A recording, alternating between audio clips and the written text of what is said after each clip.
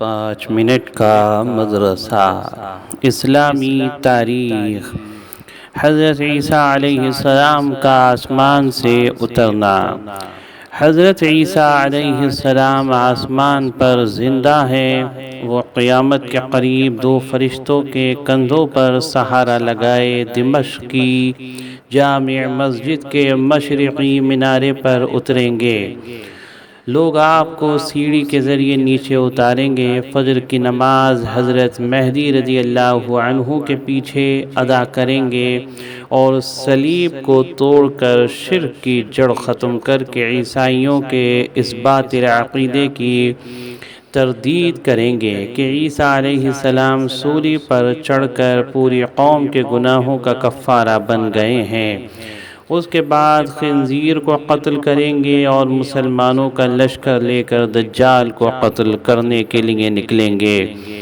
اس وقت دجال بیت المقدس کا گھیراؤ کیے ہوئے ہوگا۔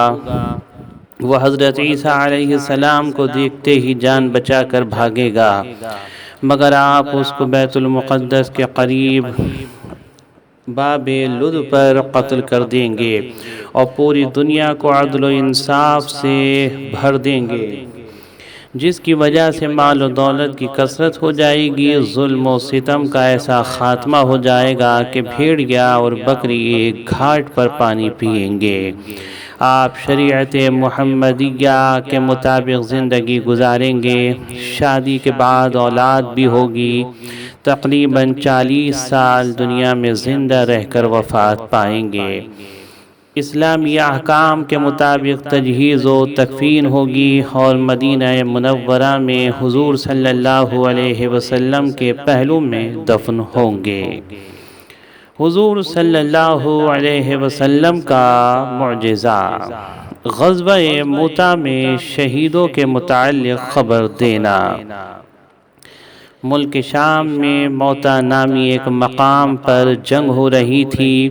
حضرت انس رضی اللہ عنہ فرماتے ہیں کہ رسول اللہ صلی اللہ علیہ وسلم نے مدینے میں رہتے ہوئے یکے بعد دیگرے 3 صحابہ کے موتہ میں شہید ہونے کی خبر دی، جبکہ وہاں سے ابھی تک کوئی خبر نہیں آئی تھی، اور پھر فرمایا ان کے بعد جھنڈا اللہ کی تلوار نے اٹھایا اور اللہ نے ان کے ہاتھوں مسلمانوں کو دشمن پر فتح نصیب فرمائی۔ بخاری۔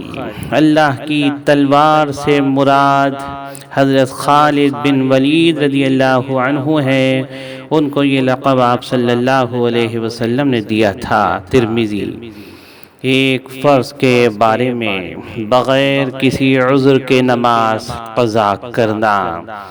حضرت ابن عباس رضی اللہ عنہما سے روایت ہے کہ رسول اللہ صلی اللہ علیہ وسلم نے فرمایا، جو شخص 2 نمازوں کو بغیر کسی عذر کے ایک وقت میں پڑھے، وہ کبیرہ گناہوں کے دروازوں میں سے ایک دروازے پر پہنچ گیا۔ مستدرک۔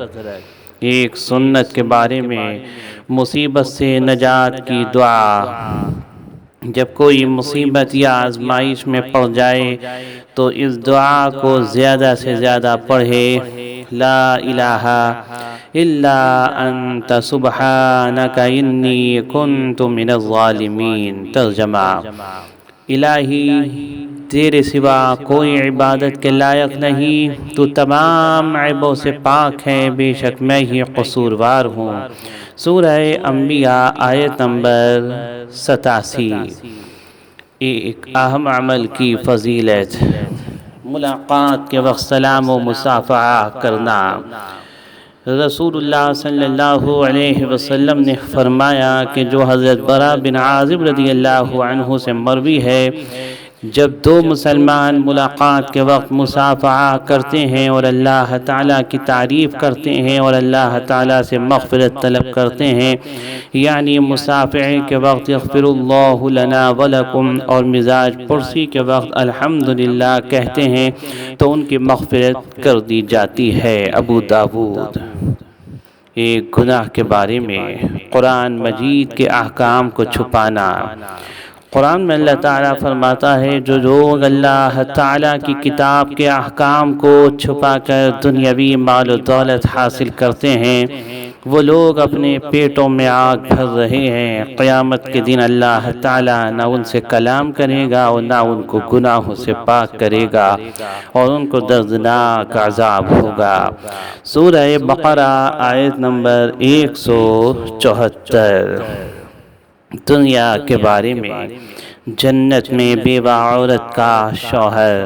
حضرت انس رضی اللہ عنہ سے روایت ہے، حضرت ام حبیبہ رضی اللہ عنہا نے فرمایا، اے اللہ کے رسول، اگر دنیا میں کسی عورت کے 2 شوہر ہوں، پھر اس عورت کا اور اس کے دونوں شوہروں کا انتقال ہو جائے، اس کے بعد وہ عورت اور اس کے دونوں شوہر جنت میں داخل ہو جائیں، تو یہ عورت دونوں میں سے کس کے لیے ہوگی؟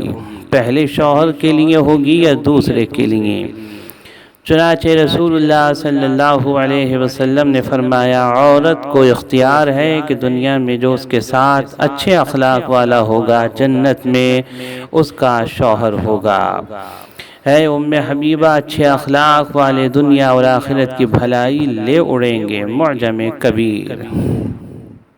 آخرت کے بارے میں دوزخ کی گہرائی۔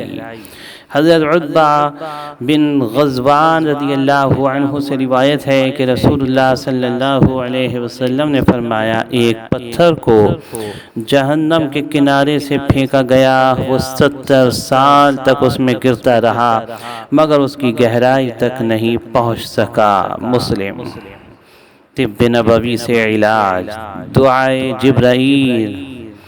حضرت عائشہ رضی اللہ عنہا بیان کرتی ہیں کہ جب رسول اللہ صلی اللہ علیہ وسلم بیمار ہوئے تو حضرت جبرائیل علیہ السلام نے اس دعا کو پڑھ کر دم کیا، بسم اللہ یبریک ومن کل داء یشفیک ومن شر حاسد اذا حسد وشر کل ذی عین۔ مسلم۔ ترجمہ، اللہ کے نام سے جھاڑتا ہوں، وہ تم کو اچھا کر دے اور ہر ایک بیماری سے شفا دے اور حسد کرنے والے کے حسد سے اور بری نظر والے کی برائی سے آپ کو بچائے۔